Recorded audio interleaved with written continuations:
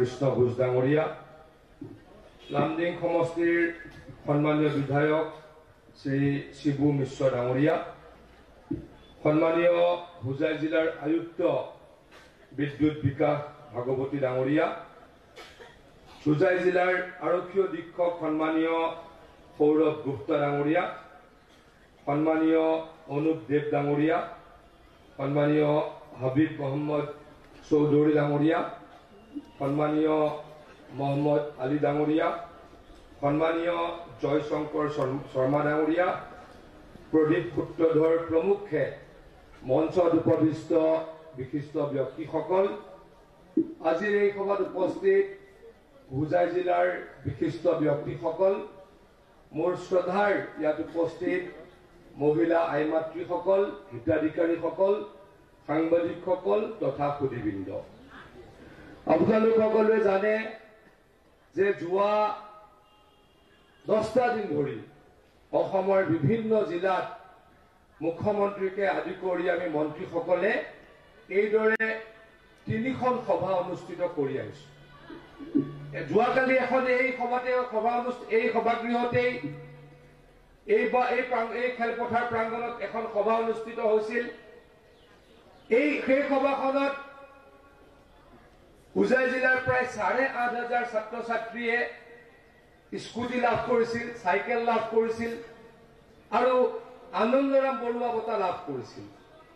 আজি আমি এইখন সভাত প্ৰায় 3,000 গৰাকী মহিলাক আমি মাইক্ৰ' ফাইনেন্সৰ ঋণ মুক্তিৰ চাৰ্টিফিকেট আৰু যোৱা বানপানীত ক্ষতিগ্ৰস্ত মহিলা পৰিয়ালসকলক আমি কিছু আৰ্থিক সাহায্য আৰু আমাৰ যিসকল পুৰুষ মহিলাই চৰকাৰী সাহায্যলৈ কাম কৰিব খোজে, স্বাৱলম্বী হ'ব খোজে, তেওঁলোকৰ কাৰণে আমি চেক দিবলৈকে বা ডিবিটি যোগেদি ধন তেখেতলোকৰ একাউণ্টত দিবলৈকে আজিৰ এই সভাত আমি উপস্থিত হৈছো। অহাকালি এই সভাতে আকৌ লামডিং সমষ্টিৰ কাৰণে ৰেচন কাৰ্ড বিতৰণ কৰা হ'ব। শ্ৰদ্ধাৰ ৰাইজ, অলপ আপোনালোকে কথাবিলাক অকণমান ভাবি যাওক, মই কিয় এই গোটেই কথাকেইটা অনুকিয়ালো যে আমি লাখ লাখ পৰিয়ালক, লাখ লাখ ব্যক্তিক মাত্ৰ 12টা দিনৰ ভিতৰত কিবা নহয় কিবা প্ৰকাৰে আমি চৰকাৰখনে সহায় কৰিছো। এই মাত্ৰ 12 দিন নহয়, যোৱা 4টা বছৰত অসমৰ মাননীয় মুখ্যমন্ত্ৰী ডক্টৰ হিমন্ত বিশ্ব শৰ্মা ডাঙৰীয়াৰ চৰকাৰখনে অভূতপূৰ্বভাৱে কাম কৰি ৰাইজক সেৱা কৰিবলৈকে সক্ষম হৈছে। আজি মই কবলৈ পাই সুখী হৈছো যে এই আজিলৈকে আমি 12,71,672 গৰাকী মহিলাৰ হৈ 23,304 কোটি টকা আমি মাইক্ৰ' ফাইনেন্সৰ ঋণ মাফ কৰি দিবলৈকে সক্ষম হৈছো। আপোনালোকৰ হয়তো মনত আছে, আজিৰ পৰা ঠিক 4 বছৰমান আগতে যেতিয়া অসমত বিধানসভা নিৰ্বাচন অনুষ্ঠিত হৈছিল, সেইখিনি সময়ত অসমৰ মহিলাসকলে দাবী কৰিছিল যে মাইক্ৰ' ফাইনেন্সৰ ঋণৰ হাতোৰাৰ পৰা আমাক মুক্ত কৰি দিব লাগে চৰকাৰে। মাইক্ৰ' ফাইনেন্সৰ যিসমূহ বেংক, এই বেংকসমূহৰ সুতৰ হাৰ বেছি, গতিকে আমাৰ মহিলাসকলে কাম কৰিবলৈ ঋণ লৈছিলে, কিন্তু ঋণ ঘূৰাই দিব নোৱাৰে। গতিকে চৰকাৰক অনুৰোধ জনাইছিল যে যদি আপোনালোকে চৰকাৰলৈকে আকৌ আহে, আমাৰ ঋণবিলাক মাৰি দিব লাগে। সেইখিনি সময়ত অসমৰ মাননীয় মুখ্যমন্ত্ৰী ডক্টৰ হিমন্ত বিশ্ব শৰ্মা ডাঙৰীয়া বিত্ত, স্বাস্থ্য, গড়কাপ্তানি মন্ত্ৰী আছিলে।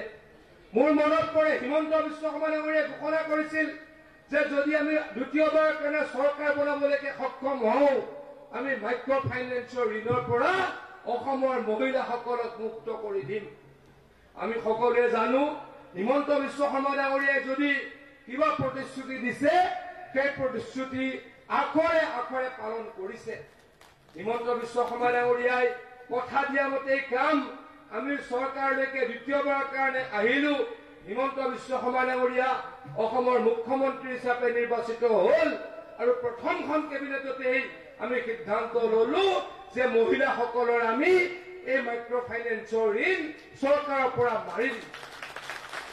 প্ৰথমখন কেবিনেটতেই আমাৰ বিত্তমন্ত্ৰী অজন্তা নেওগ ডাঙৰীয়ানী আৰু মন্ত্ৰী অশোক সিংগাল ডাঙৰীয়াৰ নেতৃত্বত এখন কেবিনেট সাব কমিটি গঠন কৰি দিয়া হ'ল। তেখেতলোকে 6 মাহৰ ভিতৰত আমাৰ চৰকাৰক কেইবাটাও পৰামৰ্শ দিলে আৰু সেই পৰামৰ্শ অনুসৰি পৰ্যায়ক্ৰমে আমি 12,71,672 গৰাকী মহিলাৰ এই ঋণ মাৰি দিবলৈকে সক্ষম হৈছো। আজি আপোনালোকক ঋণমুক্ত চাৰ্টিফিকেট দিবলৈকে আমি সকলো ইয়াত সমবেত হৈছো। চৰকাৰে যেইদৰে চৰকাৰখনে প্ৰত্যেকটো ক্ষেত্ৰতে কাম কৰিছে, এইবেলি আমি প্ৰায় 48,000 ছাত্ৰ ছাত্ৰীক স্কুটি দিবলৈকে সক্ষম হলো। প্ৰায় 3.5 লাখ ছাত্ৰ ছাত্ৰীক আমি চাইকেল দিবলৈকে সক্ষম হলো। প্ৰায় কেইবা হাজাৰো ল'ৰা ছোৱালীক আমি আনন্দৰাম বৰুৱা বঁটাৰ 12,500 টকা নগদ ধন তেওঁলোকৰ বেংক একাউণ্টত ডিবিটি যোগেদি দিবলৈকে সক্ষম হলো। শ্ৰদ্ধাৰ ৰাইজ, অকল আমি এইখিনি কাম কৰিয়ে বহি থকা নাই। আমাৰ চৰকাৰখনে সকলোতকৈ কাৰ কাৰণে কাম কৰিলে? খেতিয়কসকলৰ কাৰণে ডাঙৰ কাম কৰিলে। ভাৰতবৰ্ষ এখন কৃষি প্ৰধান ৰাজ্য। অসমখনত আৰু বেছি কৃষিৰ ওপৰত নিৰ্ভৰশীল। আমাৰ অসমৰ প্ৰায় 80% মানুহ কৃষিৰ ওপৰত নিৰ্ভৰশীল। আৰু কৃষি মানে কি? আমি প্ৰায় সকলো মানুহে ধান খেতিৰ ওপৰত নিৰ্ভৰ কৰি জীৱন নিৰ্বাহ কৰো। সেইকাৰণে মুখ্যমন্ত্ৰী ডাঙৰীয়াই চিন্তা কৰিলে যে আমাৰ ধানৰ মূল্য বঢ়াব লাগিব। ধানৰ আমি MSP আমাৰ খেতিয়কসকলক দিব লাগিব। মিনিমাম ছাপোৰ্ট প্ৰাইচ মানে নিম্নতম সমৰ্থন মূল্য আমাৰ কৃষকসকলক দিব লাগিব। সেইকাৰণে মুখ্যমন্ত্ৰী ডাঙৰীয়াৰ এই তৎপৰতাত আমি আজি অসমৰ ৰাইজক প্ৰতি মোন ধানত 850 টকাকৈ আৰু প্ৰতি কুইণ্টল ধানত 2300 টকাকৈ দিবলৈকে সক্ষম হৈছো। শ্ৰদ্ধাৰ ৰাইজ, আপোনালোকৰ হয়তো মনত আছে, মহিলাসকল আপোনালোকৰ মনত আছে যে আজিৰ পৰা 3 বছৰৰ আগলৈকে যেতিয়া আমি ধান খেতি কৰো, এই আঘোণ মাহত আমাৰ বেপাৰীয়ে ঘৰৰ পৰা ধান কিনি লৈ যায় 400 টকা মূলত আমি ধান বিকিব লগা হয়। আমি ধান উৎপাদন কৰোঁতে 350 টকা লাগে 1 মোনত আৰু 400 টকাত বিক্ৰী কৰিব পাৰো। গতিকে মানুহে পৰ্যায়ক্ৰমে খেতি কৰা বাদ দি দিছিলে। কিন্তু হিমন্ত বিশ্ব শৰ্মা ডাঙৰীয়াই মুখ্যমন্ত্ৰী হৈ এই পৰিৱেশ সলনি কৰিলে আৰু এই পৰিৱেশ সলনি কৰি ধানৰ মূল্য 2300 টকা প্ৰতি কুইণ্টলত দিয়াৰ ব্যৱস্থা কৰিলে। আৰু সেইকাৰণে আজি মানুহে দুগুণ উৎসাহেৰে ধান খেতি কৰিবলৈকে সক্ষম হৈছে। নৰেন্দ্ৰ মোদী ডাঙৰীয়াই খেতিয়কসকললৈকে কৃষক সন্মান নিধি দিয়াৰ ব্যৱস্থা কৰিছে।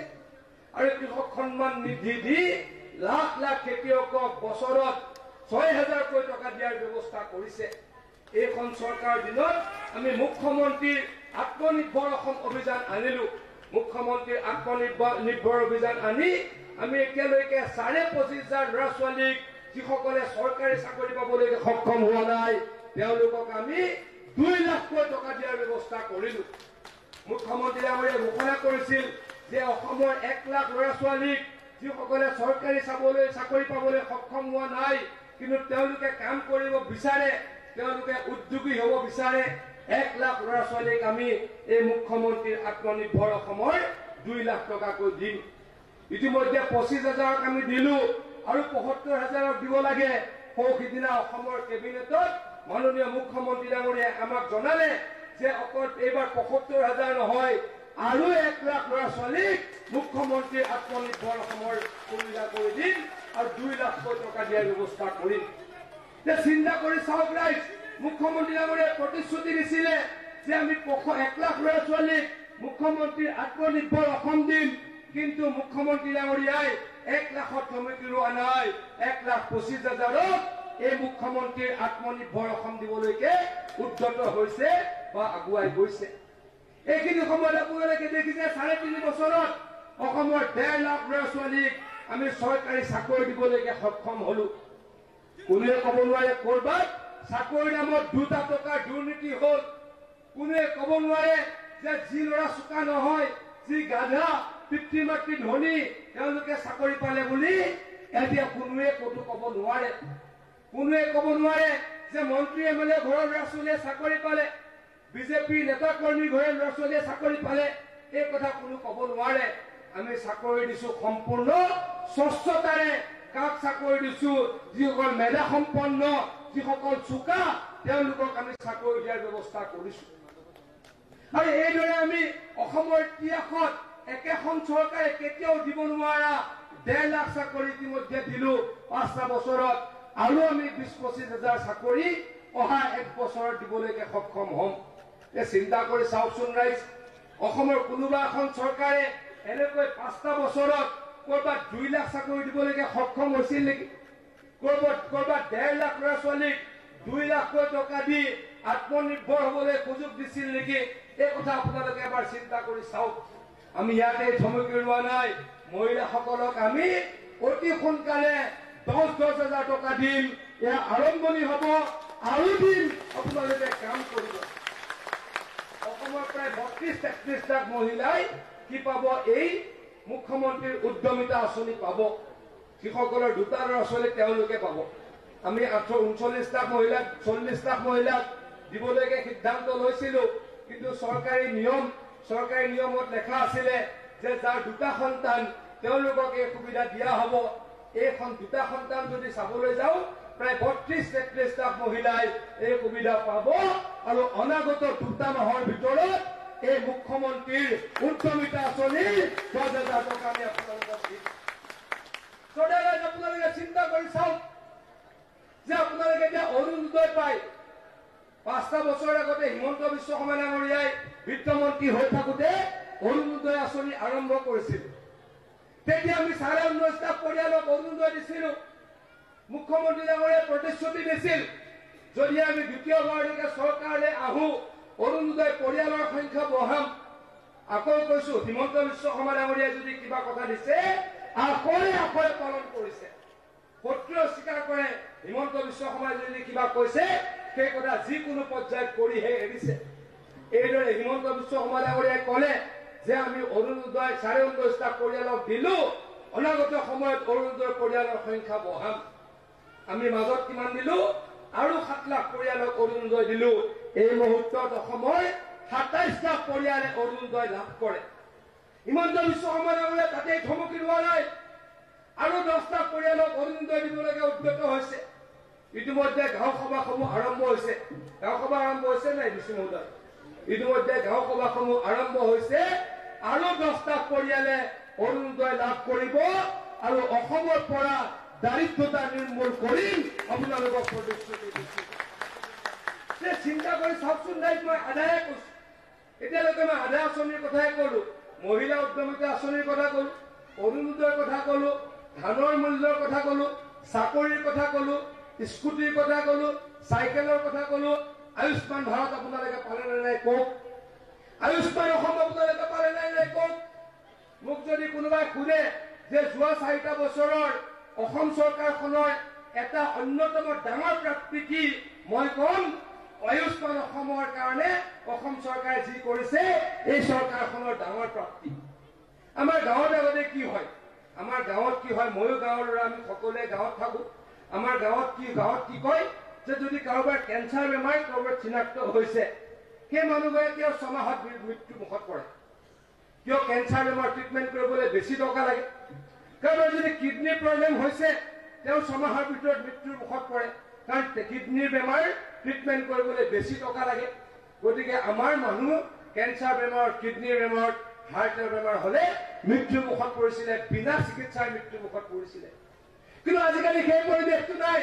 আজিকালি অসমত সেই পৰিৱেশটো নাই আজিকালি যদি কেঞ্চাৰ হয় তাৰ কাৰণে 5 লাখ টকা বছৰত বিনামূলীয়াকৈ ট্ৰিটমেণ্ট কৰিবলৈ পৰিয়ালটোৰ কি আছে আয়ুষ্মান কাৰ্ড আছে যদি কাৰোবাৰ কিডনি ট্ৰান্সপ্লান্ট কৰিব লগা হয় 5 লাখ টকা পৰিয়ালটোৰ হাতত খৰচ কৰিবলৈ আয়ুষ্মান কাৰ্ড আছে নে নাই কোৰ্ট প্ৰাইজ আপোনালোকে আয়ুষ্মান কাৰ্ড পাইছে নে নাই সকলোৱে আয়ুষ্মান কাৰ্ড পাইছে এই কামটো কোনে কৰিছে হিমন্ত বিশ্ব শৰ্মা ডাঙৰীয়াই কৰিছে আৰু কৰিম আপোনালোকৰ আশীৰ্বাদ বিচাৰিম আপোনালোকৰ সহায় বিচাৰিম আজি শ্ৰদ্ধা ৰাইজ আমাৰ ৰামকৃষ্ণ ঘোষ ডাঙৰীয়াই কৈছে মেডিকেল কলেজৰ কথা সেইখন ফিল্ডত ইয়াৰ সন্মুখৰ ফিল্ডখনত হিমন্ত বিশ্ব শৰ্মা ডাঙৰীয়াই উদাত্ত ঘোষণা কৰিছিল যে অনাগত সময়ত আমি ইয়াতে মেডিকেল কলেজ বনাম আজি মেডিকেল কলেজৰ সংখ্যাটো আপোনালোকে চিন্তা কৰি চাওক ৰাইজ এইখন অসমত 70 বছৰ স্বাধীন দেশ স্বাধীন হোৱাৰ 70 বছৰত মাত্ৰ 6খন মেডিকেল কলেজ আছিল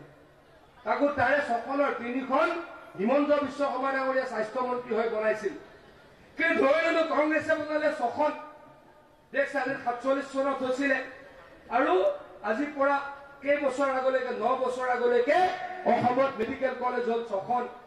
হিমন্ত বিশ্ব শৰ্মা ডাঙৰীয়াই যোৱা 9 বছৰত এতিয়ালৈকে অসমত মেডিকেল কলেজ বনালে 18খন। আজি আমাৰ নগাঁৱত মেডিকেল কলেজ পূৰ্ণগতিত চলি আছে। মৰিগাঁৱত মেডিকেল কলেজৰ কাম চলি আছে। অহা 1.5 বছৰত মৰিগাঁৱত মেডিকেল কলেজ আৰম্ভ হ'ব। গুৱাহাটীত দ্বিতীয়খন মেডিকেল কলেজৰ কাম পূৰ্ণগতিত চলি আছে। আপোনালোকে গৈছে কোকৰাঝাৰত মেডিকেল কলেজৰ পাঠ্যক্ৰম চলি আছে।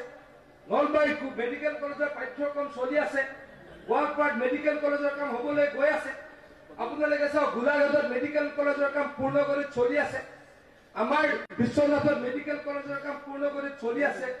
ওচৰৰে ডিফুত মেডিকেল কলেজৰ পাঠ্যক্ৰম পূৰ্ণগতিত চলি আছে। লখিমপুৰত পূৰ্ণগতিত চলি আছে।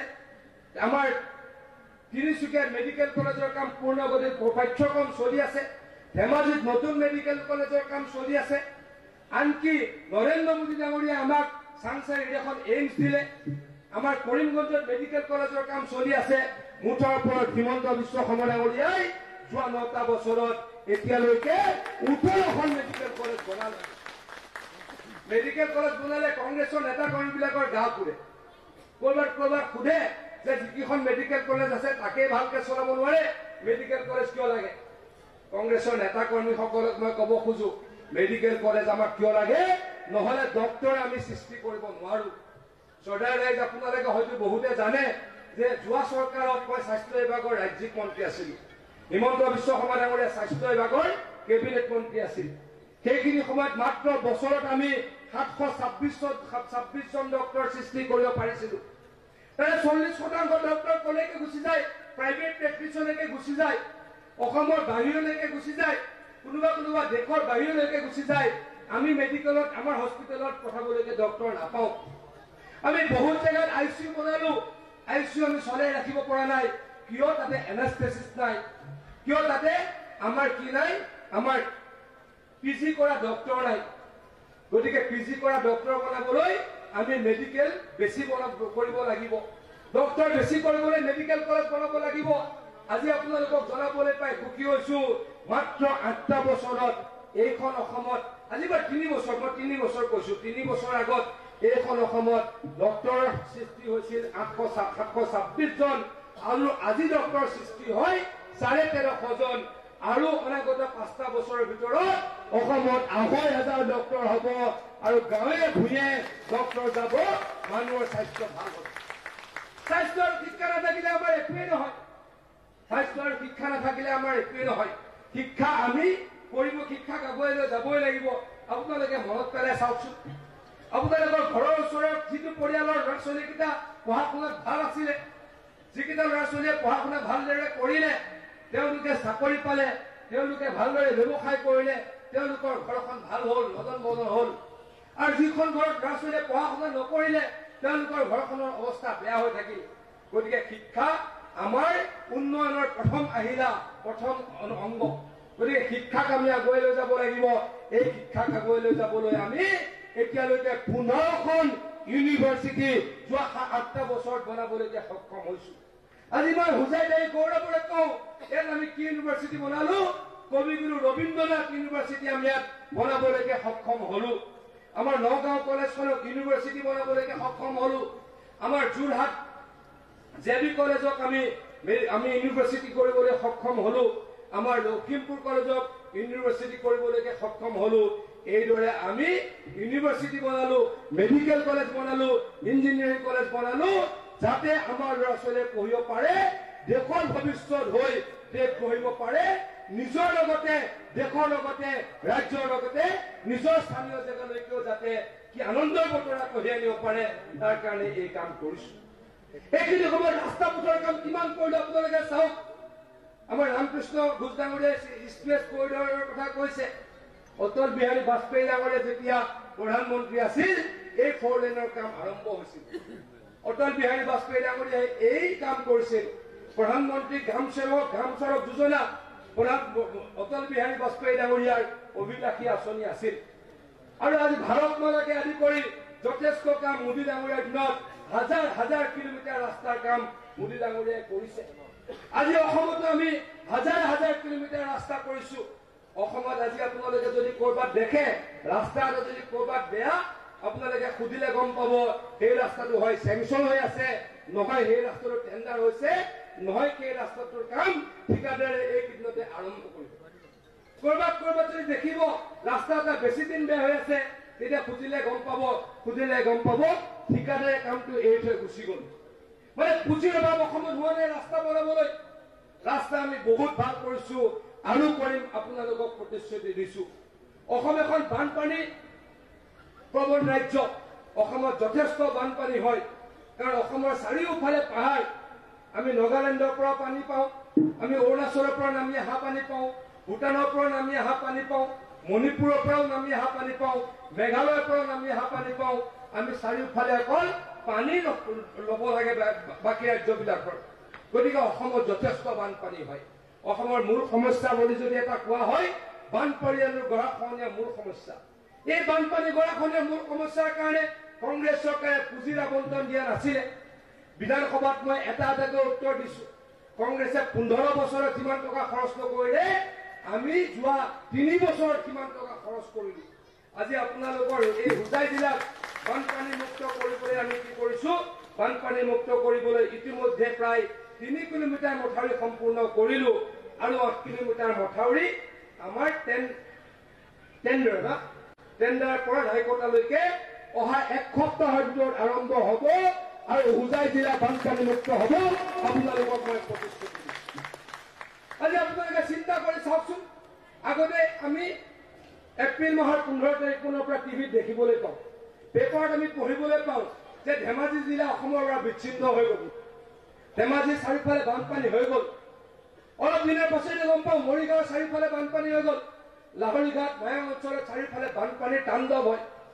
আমি মাজুলীত দেখা পাওঁ বানপানীৰ তাণ্ডৱ হয়, আমি শদিয়াত দেখা পাওঁ বানপানীৰ তাণ্ডৱ হয়। আজি 2 বছৰ সেই বানপানী শুনিছে আপোনালোকে? ধেমাজিত 2 বছৰ বানপানী হোৱা আপোনালোকে শুনিছে? মৰিগাঁৱত বানপানী হোৱা আপোনালোকে শুনিছে? আমি ধেমাজিৰ বানপানী প্ৰায় 80% নাইকিয়া কৰিলো, মৰিগাঁৱৰ বানপানী প্ৰায় 90% নাইকিয়া কৰিলো। আমি কাৰ্বি আংলঙৰ আমাৰ সিদ্ধুপাৰৰ আমি পশ্চিম কাৰ্বি আংলঙৰ বানপানী প্ৰায় 70% নাইকিয়া কৰিলো। এইবাৰ তাত 15 কিলোমিটাৰ নে 20 কিলোমিটাৰ মথাউৰি মানি আমাৰ কাৰ্বি ভাইসকলৰো বানপানীৰ সমস্যা নাইকিয়া কৰিলো। আজি কংগ্ৰেছ চৰকাৰ দিনত এই বানপানীৰ সমস্যাৰ কাৰণে আমি বছৰত কিমান টকা পাইছিলো? 250 কোটি টকা, 300 কোটি টকা। কংগ্ৰেছ চৰকাৰ দিনত জলসম্পদ বিভাগে টকা পাইছিল 250 পৰা 300 কোটি টকা। আৰু এতিয়া মুখ্যমন্ত্ৰী ডাঙৰীয়া জলসম্পদ বিভাগক কিমান টকা দিয়ে? 2000 পৰা 2200 কোটি টকা বছৰে বছৰে দিয়ে। সেইকাৰণে আমি বানপানী নাইকিয়া কৰিব পাৰিছো। আজি মৰিগাঁও জিলাত গৈ চাওক, মৰিগাঁও জিলা অসমৰ ভিতৰত সকলোতকৈ বেছি বানপানী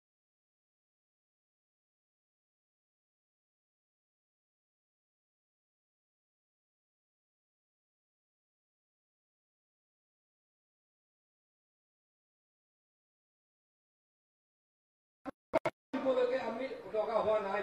কিয়? আমি তাতে বানপানী প্ৰায় নাইকিয়া কৰিছো, প্ৰায় আমি বানপানী নাইকিয়া কৰিছো। যিখিনি পানী হয় পবিত্ৰৰ কাৰণে বানপানী অকণমান সোমাব লাগিব, সেইখিনি পানীহে হয়। যেনেকে কাজিৰঙাত পানী আমি সোমাবই লাগিব, নহলে কাজিৰঙাৰ বৈচিত্ৰ্য নষ্ট হ'ব, আমাৰ কাজিৰঙাখন নষ্ট হ'ব। সেইকাৰণে অলপ পানী সোমাব লগা হয়। তাৰ বাহিৰে আমি মৰিগাঁও জিলাত পানী নাইকিয়া কৰিছো। আজি য'তেই মথাউৰি বনাইছো তাতে ডাবুল ক্ৰপ হৈছে।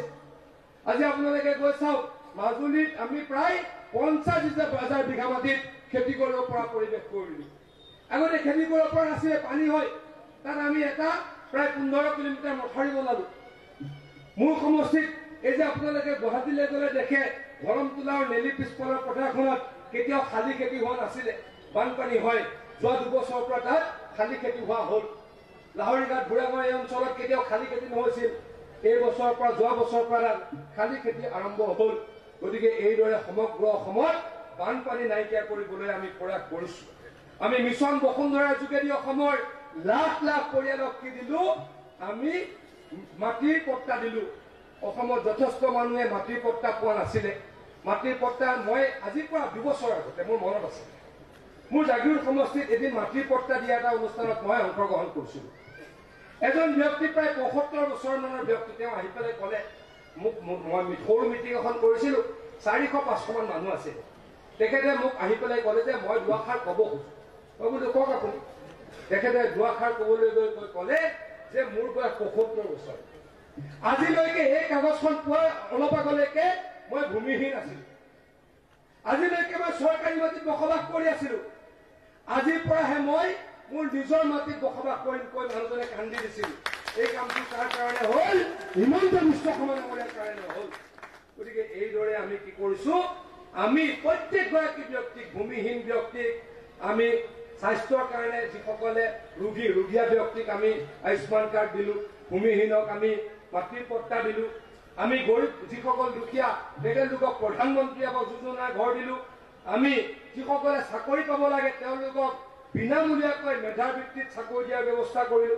কোনটো ক্ষেত্ৰত আমি কাম কৰা নাই আপোনালোকে কওক, এইখন চৰকাৰে কোনটো ক্ষেত্ৰত কাম কৰা নাই আপোনালোকে কওক। গতিকে এইখন চৰকাৰে আৰু কাম কৰিব। মই আকৌ কৈছো আপোনালোকৰ আশীৰ্বাদ বিচাৰো। আপোনালোকে হয়তো বহুতে জানে জাগিৰোডত এটা প্ৰকাণ্ড ইণ্ডাষ্ট্ৰী আহিছে। জাগিৰোডত প্ৰায় ৩০,০০০ মানুহে চাকৰি পাব পৰা এটা ছেমি কণ্ডাক্টৰ ইণ্ডাষ্ট্ৰী আহিছে। প্ৰধানমন্ত্ৰী ডাঙৰীয়াই এই ছেমি কণ্ডাক্টৰ ইণ্ডাষ্ট্ৰীৰ আধাৰশিলা কৰিছিল ভিডিঅ' যোগে। মুখ্যমন্ত্ৰী ডাঙৰীয়াই জাগিৰোডলৈকে আহি ভূমি পূজন কৰিছিল। টাটা কোম্পানীয়ে ছেমি কণ্ডাক্টৰ বনাব। ছেমি কণ্ডাক্টৰ মানে চিপছ। এই মোবাইলটোত বহুত কেইটা ছেমি কণ্ডাক্টৰ আছে, চিপছ আছে। আমাৰ প্ৰত্যেকে ব্যৱহাৰ কৰা প্ৰত্যেকটো যন্ত্ৰত এই কেমেৰাটোত চিপছ আছে। কিন্তু এই চিপছ ক'ত লাগে? আজিকালি ইলেক্ট্ৰিক ভেহিকুলত এই চিপছ লাগে। এই জাগিৰোডত বনোৱা চিপছ ক'লৈকে যাব? আমেৰিকালৈকে যাব, ইউৰোপলৈকে যাব, আৰু তাত এই মোবাইলত আৰু এই ইলেক্ট্ৰিক ভেহিকুলত এই চিপছবিলাক লাগিব। মুখ্যমন্ত্ৰী ডাঙৰীয়াই পৰহি এখন ডিচি কৰিছিল। নগাঁৱৰ ডিচি, মৰিগাঁৱৰ ডিচি, কামৰূপ জিলাৰ ডিচি, কামৰূপ মেট্ৰৰ ডিচি সকলোকে লৈ এখন সভা কৰিছিল। সেই সভাখনত কৈছিলে যে এই 4খন জিলাত অতি কমেও ১,০০০ বিঘা আমাক কি লাগে? চৰকাৰী মাটি লাগে। অতি সোনকালে আমি এডভান্টেজ আছাম দ্বিতীয় পাতিম, বিনিয়োগকাৰী আহিব আৰু আমি বিনিয়োগকাৰীসকলক মাটি দিবলৈকে মাটি সাজু কৰিম। মুখ্যমন্ত্ৰী ডাঙৰীয়া কালি নগাঁৱলৈকে আহিছিল, চামগুৰি ৰাইজক ধন্যবাদ দিবলৈকে আহিছিল। ঘূৰি যাওঁতে মোৰ সমষ্টিৰ ধৰমটোল আৰু আহতগুৰিৰ মাজৰ সেই প্ৰকাণ্ড পথাৰখন চাই গ'ল। এই প্ৰকাণ্ড পথাৰখনত ১২০০ বিঘা মাটি চৰকাৰী মাটি আছে। আৰু মুখ্যমন্ত্ৰী ডাঙৰীয়া অকল চাই নাযায়, কৈ গ'ল যে আজি মানে এই মুহূৰ্তত চাগে ইণ্ডাষ্ট্ৰী ডিপাৰ্টমেণ্টৰ বিষয়াসকল তাত আছে, তেওঁলোকে এই মাটিখিনি চাবলৈ আহিব। মাটিখিনিৰ যদি ফিজিবিলিটি থাকে তাত এখন প্ৰকাণ্ড ইণ্ডাষ্ট্ৰিয়েল পাৰ্ক হ'ব। কোনটো কাম হিমন্ত বিশ্ব শৰ্মা ডাঙৰীয়াই কৰা নাই আপোনালোকে কওক? মেডিকেল কলেজ বনালে, ইউনিভাৰ্চিটি বনালে, অৰুণোদয় দিলে, বিনামূলীয়া চাকৰি দিলে, মহিলাসকলক উদ্যমিতা আঁচনি ১০,০০০কে টকা দিব, আৰু আমাৰ যুৱকসকলক ২ লাখকে টকা কাম কৰিবলৈ ইণ্ডাষ্ট্ৰী বনাবলৈকে দিব, দোকান বনাবলৈকে দিব। আৰু অহৰহভাৱে লাগি আছে যে অসমত নতুন ইণ্ডাষ্ট্ৰী হওক, নতুন ইণ্ডাষ্ট্ৰী হওক, নতুন ইণ্ডাষ্ট্ৰী হওক। নতুন ইণ্ডাষ্ট্ৰী কৰিবলৈ অহা ২৫ ফেব্ৰুৱাৰী তাৰিখে কি কৰিছে? এডভান্টেজ আছাম কৰিছে। এডভান্টেজ আছামত দেশৰ বিদেশৰ উদ্যোগীসকল আহিব আৰু হিমন্ত বিশ্ব শৰ্মা ডাঙৰীয়াই অনুৰোধ কৰিব যে আপোনালোক অসমলৈকে আহক, উদ্যোগ স্থাপন কৰক, আমাৰ নিবনুৱা সমস্যা সমাধান হওক আৰু অসম দুপে আগুৱাই যাওক। আজি এটা মাত্ৰ ইণ্ডাষ্ট্ৰীত জাগিৰোডলৈকে আহিছে, তাত ২৯,০০০ ৩০,০০০ ল'ৰা ছোৱালীয়ে চাকৰি পাব, ২৯,০০০ কোটি টকা তাত বিনিয়োগ হ'ব। আৰু তাৰে যথেষ্ট সংখ্যক ছাবচিডি কেন্দ্ৰীয় চৰকাৰে অসম চৰকাৰক লৈ দিছে। এই কাম কোনে কৰিছে? নৰেন্দ্ৰ মোদী ডাঙৰীয়াই কৰিছে। আজি এটা ইণ্ডাষ্ট্ৰীত যদি ২৯,০০০ ল'ৰা ছোৱালীয়ে চাকৰি পায়, আৰু এনেকুৱা 10টা ইণ্ডাষ্ট্ৰী আহিলে অসমৰ প্ৰায় 40% নিবনুৱা সমস্যা নাইকিয়া হৈ যাব। ইণ্ডাষ্ট্ৰী আহিলে অকল চাকৰি কৰা মানুহে চাকৰি কৰিলে চাকৰিতে সীমাবদ্ধ নহয়। ইণ্ডাষ্ট্ৰী আহিলে এই অঞ্চলটোৰ মানুহৰ ঘৰ ভাড়াৰো কি পায়? চাহিদা বৃদ্ধি পায়। এই অঞ্চলটোৰ দোকানবিলাকৰ বিক্ৰী বেছি হয়। এই অঞ্চলটোত নতুনকৈ দোকান পোহাৰ, ৰেষ্টুৰেণ্ট বা অন্য হোটেল আদি গঢ় লৈ উঠে। গতিকে ইণ্ডাষ্ট্ৰী আনিবলৈ হিমন্ত বিশ্ব শৰ্মা ডাঙৰীয়াই অতি তৎপৰতাৰে কাম কৰিছে। আপোনালোকক অনুৰোধ কৰিছো, আপোনালোকে তেখেতক আশীৰ্বাদ কৰক। অসম যাতে এখন উদ্যোগ প্ৰধান ৰাজ্য হয়, অসম যাতে দুপে আগুৱাই যায়, তাৰ কাৰণে সকলোকে সহায় কৰিবলৈ সকলোকে আশীৰ্বাদ কৰিবলৈ অনুৰোধ জনাইছো আৰু দীঘলীয়াকৈ নকওঁ কেইদিনমানৰ আগতে অসমত আমি নিযুত মইনা আঁচনি আৰম্ভ কৰিছিলোঁ অসমৰ প্ৰায় 1,60,000 ছোৱালী এতিয়া নিযুত মইনা পায় নিযুত মইনা কোনে পায় যিসকল ছোৱালীয়ে হায়াৰ ছেকেণ্ডেৰী প্ৰথম বাৰ্ষিক পঢ়ে তেওঁলোকে বছৰত 12,500 টকা পায় মানে 10 মাহ স্কুল কলেজ খোলা থাকে 2 মাহ বন্ধ থাকে মানে স্কুল কলেজ খোলাৰ দিনত আমি এই ছোৱালীজনীক 12,500 টকা মাহত দিওঁ যাতে স্কুললৈকে যায় টকাৰ অভাৱত যাতে স্কুল এৰি দিব লগা নহয় যিসকল ছোৱালীয়ে BA BSc প্ৰথম বাৰ্ষিক পঢ়ে তেওঁলোকক আমি কিমান দিছো 1,500 টকা মাহত দিছো যিসকল ছোৱালীয়ে MA MSc MCom প্ৰথম বাৰ্ষিক পঢ়ে তেওঁলোকক আমি মাহত 2,500 টকা দিছো এনেকে সুবিধা কেতিয়াবা কোনোবাই কৈ দিছিল নেকি কোনোবাই অৰুণোদয় দিছিলে মহিলাসকল আইসকল কংগ্ৰেছ চৰ্যাত অৰুণোদয় দিছিল নেকি কংগ্ৰেছ চৰ্যাত মহিলা উদ্যমিতা 10,000 টকা পাইছিল নেকি আৰু যোৱা চৰকাৰটোত আপোনালোকে প্ৰত্যেক মহিলা গোটে 25,000 টকা পাইছিল নে পাইছিল কওক যোৱা আমাৰ চৰকাৰটোত 25,000 টকা পাইছিলে কংগ্ৰেছৰ চৰকাৰটোত খুটা কম্বল আৰু ফাঁকি তাৰ বাহিৰে একো পোৱা নাছিলে খুটা কম্বল খুটা বান্দিলৰ দাম কিমান 400 টকা হয়নে আৰু তাতে কি কৰে খুটা বান্দিল দুভাগ কৰি দিয়ে নিদিয়ে কওক মনত আছে নাই কম্বল এখনৰ দাম 250 টকা দি ডাঙৰ কথা কয় গতিকে আজি আৰু মানুহে কংগ্ৰেছক নিবিচাৰে সেইকাৰণে হিমন্ত বিশ্ব শৰ্মা ডাঙৰীয়াক ৰাইজে আশীৰ্বাদ কৰিছে অসমক আগুৱাই লৈ যাবলৈ আপোনালোকে আশীৰ্বাদ কৰিছে অসমক আগুৱাই লৈ যাবলৈ আৰু আশীৰ্বাদ কৰক তাৰ কাৰণে অনুৰোধ জনাই সকলোকে এই সভাত উপস্থিত হোৱাৰ বাবে ধন্যবাদ জনাই মোৰ বক্তব্য সামৰিছো নমস্কাৰ জয় হিন্দ ভাৰত মাতা কি বহুত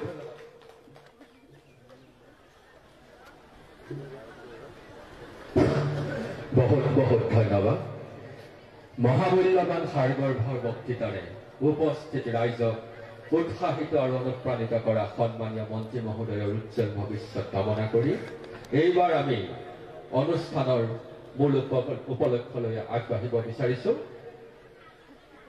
আজি আমাৰ সন্মানীয় মন্ত্ৰী মহোদয়ৰ দ্বাৰা ৰাজহুৱা বিতৰণৰ অনুষ্ঠান আমি আগবঢ়াব বিচাৰিছো পোনপ্ৰথমে আমি মাইক্ৰ ফাইনেন্স নো ডিউ চাৰ্টিফিকেটৰ হিতাধিকাৰীসকলক তেখেতসকলৰ সাহায্য প্ৰদান কৰিবৰ বাবে আগবাঢ়িছো আমি নাম ঘোষণা কৰিব বিচাৰিছো হোজাই জিলাৰ সৰ্বমুঠ 2,623 গৰাকী হিতাধিকাৰীক এই সাহায্য প্ৰদান কৰা হ'ব আৰু আজি এই অনুষ্ঠানত বিশেষ কেইগৰাকীক আনুষ্ঠানিক শুভাৰম্ভণীয়ে মুকলি কৰা হ'ব আমি তেখেতসকলৰ নাম ঘোষণা কৰিছো আগবাঢ়ি আহিবৰ বাবে অনুৰোধ জনাইছো যমুনা ৰয়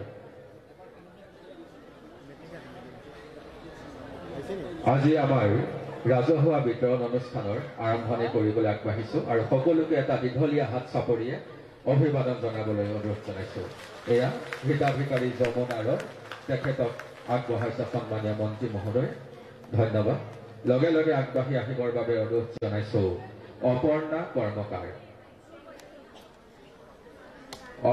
কৰ্মকাৰ তেখেতক আমি আগবাঢ়ি আহিবলৈ অনুৰোধ জনাইছো লগে লগে আমি আগবাঢ়ি আহিবৰ বাবে অনুৰোধ জনাইছো ষষ্ঠমী বিশ্বাস হিতাধিকাৰী ষষ্ঠমী বিশ্বাস তেখেতক আমি আগবাঢ়ি আহি মন্ত্ৰী মহোদয়ৰ পৰা সাহায্য গ্ৰহণ কৰিবৰ বাবে অনুৰোধ জনাইছো তাৰ লগতে আমি আগবাঢ়ি আহিবৰ বাবে অনুৰোধ জনাইছো দীপ্তি দেৱ হিতাধিকাৰী দীপ্তি দেৱ তেখেতকো আমি আগবাঢ়ি আহি সাহায্য গ্ৰহণ কৰিবৰ বাবে অনুৰোধ জনাইছো দীপ্তি দেৱৰ পিছতে আমি আগবাঢ়ি আহিবৰ বাবে অনুৰোধ জনাইছো মামনি দেৱ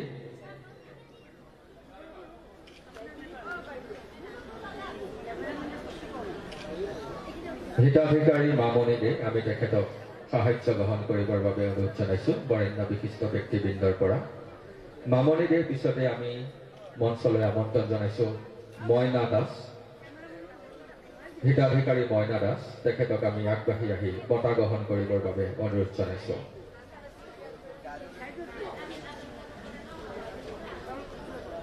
এইবাৰ আমি আগবাঢ়িব বিচাৰিছো প্ৰাকৃতিক দুৰ্যোগ বানপানীত ক্ষতিগ্ৰস্ত পৰিয়ালসমূহলৈ আৰ্থিক সাহায্য প্ৰদানৰ কাৰ্যসূচীৰ মাজলৈ তেখেতসকলক প্ৰতীকী চেক প্ৰদান কৰা হ'ব। প্ৰধানমন্ত্ৰী সাহায্য পুঁজিৰ আৰ্থিক অনুদান এই পুঁজিৰ দ্বাৰা তেওঁলোকক সাহায্য প্ৰদান কৰা হ'ব। আমি আগবাঢ়ি আহিবৰ বাবে অনুৰোধ জনাইছোঁ। পাৰ্বতী দেৱী বানপানীত ক্ষতিগ্ৰস্ত পৰিয়ালৰ তৰফৰ পৰা আমি পাৰ্বতী দেৱীক আগবাঢ়ি আহি সাহায্য গ্ৰহণ কৰিবলৈ অনুৰোধ জনাইছোঁ। ইয়াৰ পিছতে আমি আগবাঢ়ি আহিবৰ বাবে অনুৰোধ জনাইছোঁ ৰীনা খুৰা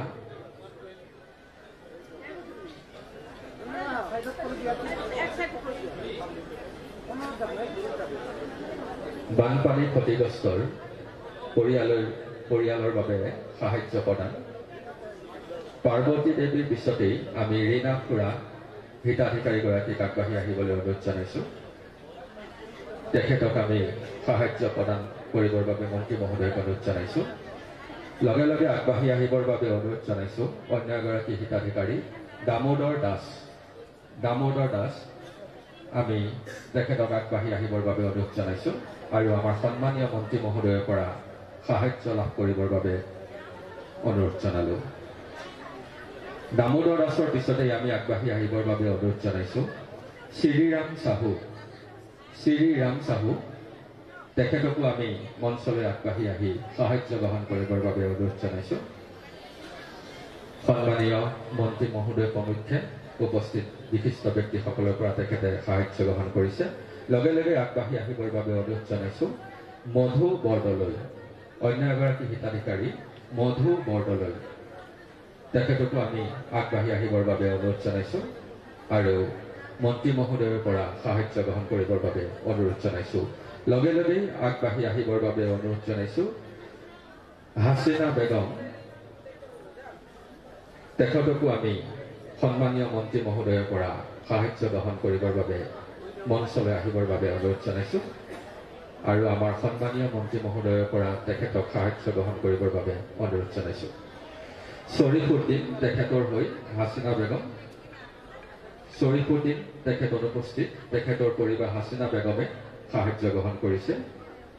আমি সমূহ হিতাধিকাৰীলৈ আন্তৰিক শুভেচ্ছা আৰু কৃতজ্ঞতা জ্ঞাপন কৰি আগবাঢ়িছোঁ তৃতীয় পৰ্যায়ৰ আমাৰ সাহায্য প্ৰদানৰ অনুষ্ঠানৰ মাজলৈ।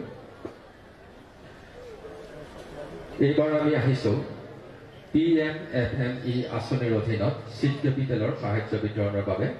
প্ৰথমতে ASRLMৰ আমি হিতাধিকাৰীসকলক আগবাঢ়ি আহিবৰ বাবে অনুৰোধ জনাম। পোনপ্ৰথমে আমন্ত্ৰণ জনাইছোঁ বিন্নাকান্দি শংকৰ আজানৰ কহিনুৰ বেগম আৰু ৰুণু দাস তেখেতসকলক আমি আগবাঢ়ি আহিবৰ বাবে অনুৰোধ জনাইছোঁ। কহিনুৰ বেগম ৰুণু দাস তেখেতসকলৰ পিছতে আমি আগবাঢ়ি আহিবৰ বাবে অনুৰোধ জনাইছোঁ সুনীতা নাথ আৰু সবিতা শীল যোগীজান ৰামধেনু CLF। তাৰপিছতে আমি আগবাঢ়ি আহিবৰ বাবে অনুৰোধ জনাইছোঁ ওদালি পাটকাই CLF চাৰু বৰা আৰু লাৱণ্য বড়ো।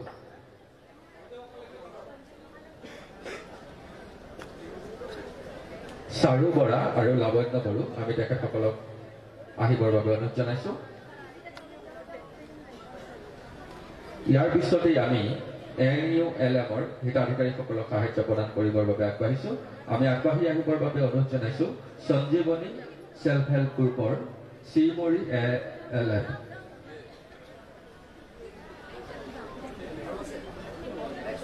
তাৰপিছত আহিবৰ বাবে অনুৰোধ জনাইছোঁ মহামায়া আত্মসহায়ক গোটৰ আই অসম ALFৰ চিট কেপিটেলৰ হিতাধিকাৰীসকল। লগতে আগবাঢ়ি আহিব মহালক্ষ্মী আত্মসহায়ক গোটৰ অৰুন্ধতী ALFৰ হিতাধিকাৰীসকল।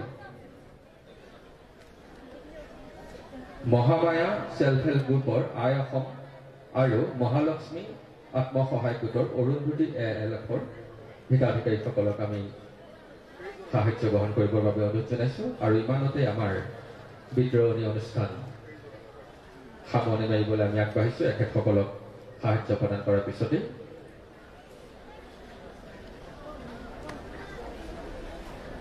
আমি ধন্যবাদ আৰু কৃতজ্ঞতা জনাইছোঁ। এইবাৰ আমি আমি আজি অনুষ্ঠানৰ জৱনিকা পেলাব বিচাৰিছো ভাৰত ৰাষ্ট্ৰৰ গৌৰৱময় মহানগৰীত উৎকৃষ্ট হোটেল দ্য ভিলা আদৰ্শপুৰ বাৰ্লিন নম্বৰ 1 কাহিলীপাৰা সৰ্বশিক্ষা অভিযানৰ কাৰ্যালয়ৰ কাষতে হোটেল দ্য ভিলাত আছে উৎকৃষ্ট মানৰ সা-সুবিধা য'ত আছে আটক ধুনীয়া কোঠা লগতে পাব লাক্সাৰি সুইট আৰু ডিলাক্স ৰুম তদুপৰি ৰেষ্টুৰেণ্টত পাব আপোনাৰ মন পছন্দৰ সুস্বাদু খাদ্য আৰু পাব বাৰ আৰু সুইমিং পুল দ্য ভিলাত পাব আপুনি নৈসংগিক পৰিৱেশ আৰু সুস্বাদু খাদ্যৰ সম্ভাৰ